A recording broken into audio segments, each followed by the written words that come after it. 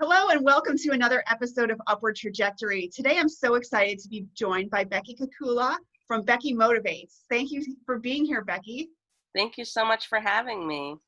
And when I was talking with you, your story just really hit a deep spot in my heart. And I know that it's a time right now where we need to bring these things to light. And my heart just broke talking to you and what you'd been through. But I was so uplifted and excited to hear what you're doing with what happened to you and how you basically turned that around and have made a career out of it. So if you can share with the viewers and the listeners, your story, that would be great.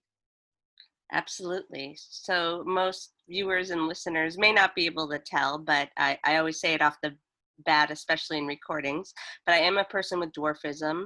That means that I stand 4 feet tall as an adult. I was born with dwarfism. My parents do not have dwarfism. So when I was born back in 1984, there were a lot of surprises. They had never met a person with dwarfism, which is common among new parents Oh, wow. with dwarfism.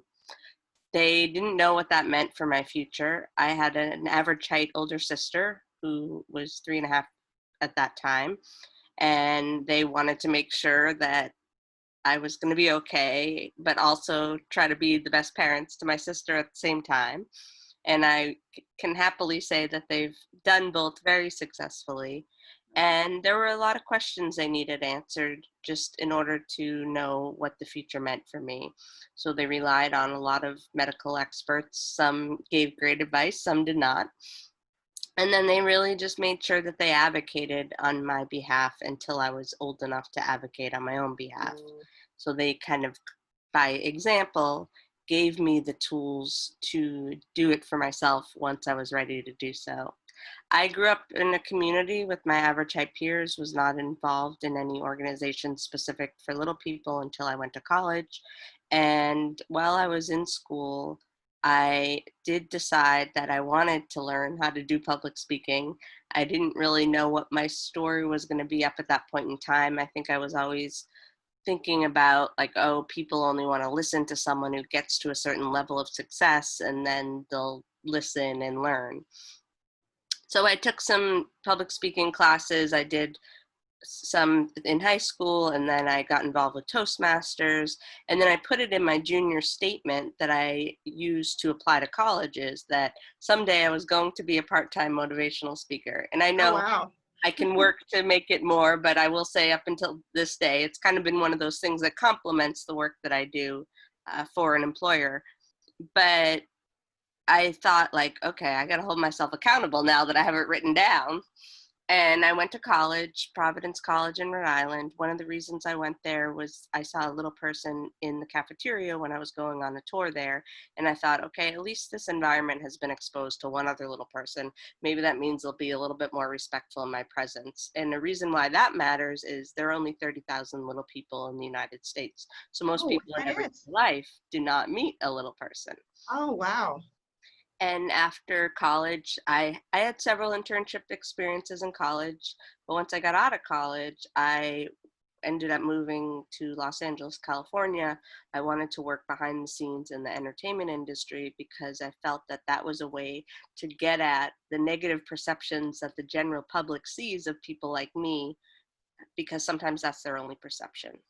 But I knew that I had to work hard as an employee and find my niche as someone who had a background in marketing in school before I expressed what I was passionate about. But I knew that I wanted to work in that industry. But once I got to California, I ended up sending out 1,000 resumes and went on 100 job interviews.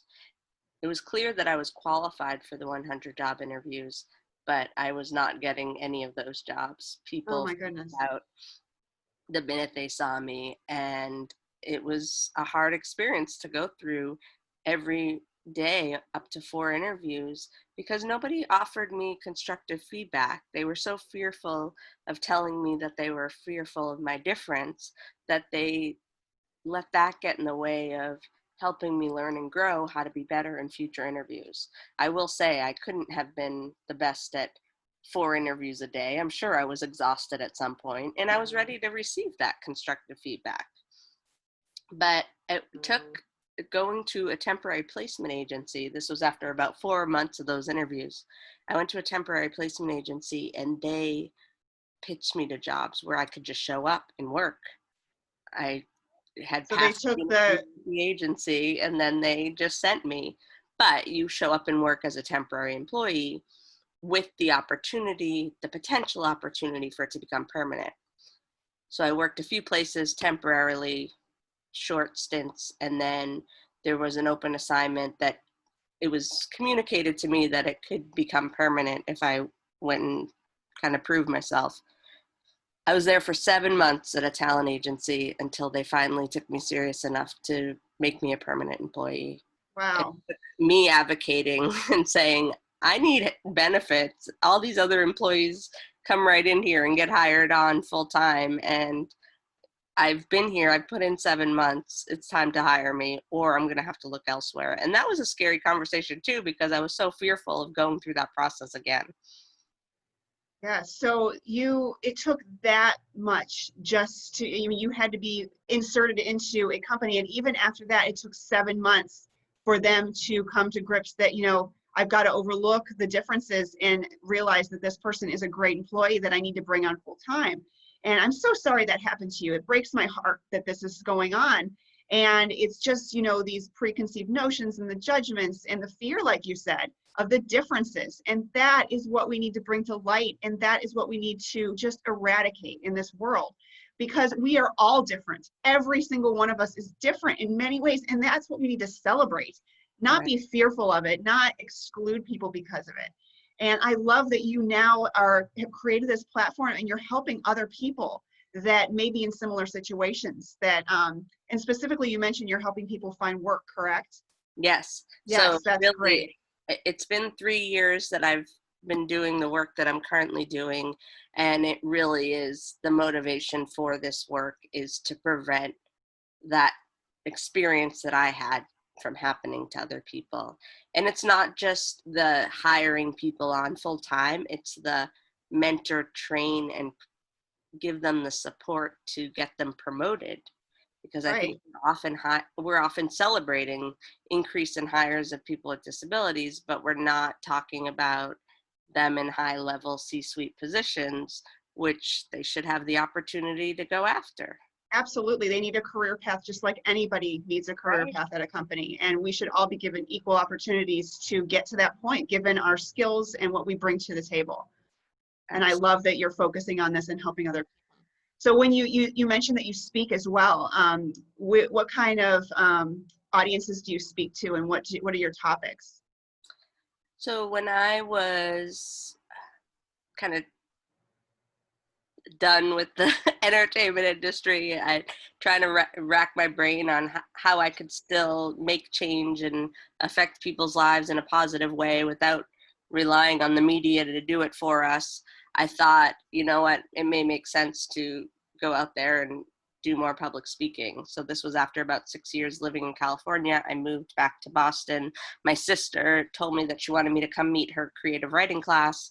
And I said, all right, well, maybe I'll just start telling my story to any class that wants to talk to me. So it doesn't feel like, in my mind, it would have been a waste. It felt like a waste of time if I just showed up and hung out, because I was at that point looking for that next career opportunity.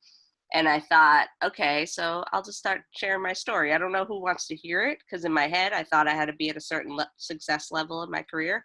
But the students loved hearing my story, especially me talking about my time working in Hollywood with famous people that they recognized.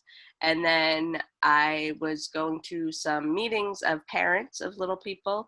They get together at these regional events through the organization Little People of America that I got involved with once I got to college. And each regional event has a weekend where it includes a parents meeting. So the parents were in the meeting, and I confessed, okay, I'm not a parent, but I'm here to listen in on this meeting because I want to understand what your children are experiencing in their school lives. And as I was listening, I was thinking, you know what, maybe I should figure out how I can go in, talk to the administrators, then I can share my story. The kids can have everyone ask me the hard questions rather than them. And the requests came up mostly when it came to someone transitioning from elementary to middle school. They're going to meet so many more people in middle school that they haven't met before at that elementary school. So it's trying to just break the ice before they make that transition.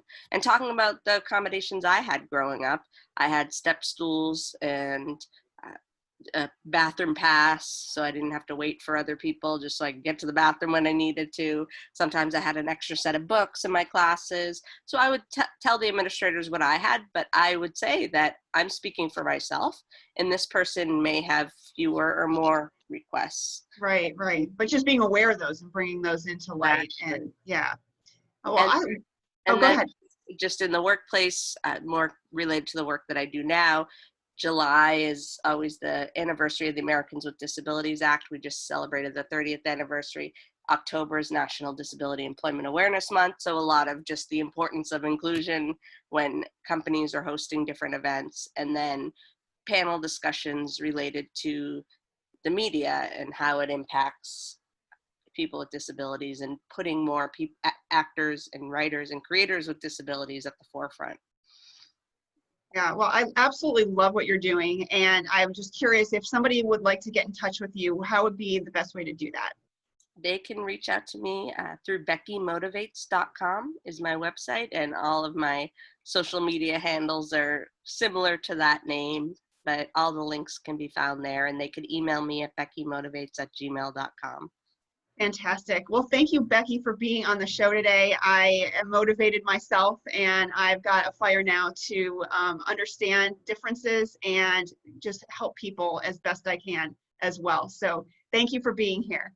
Thank you so much. Thank you, and please join us for another episode of Upward Trajectory soon. Take care.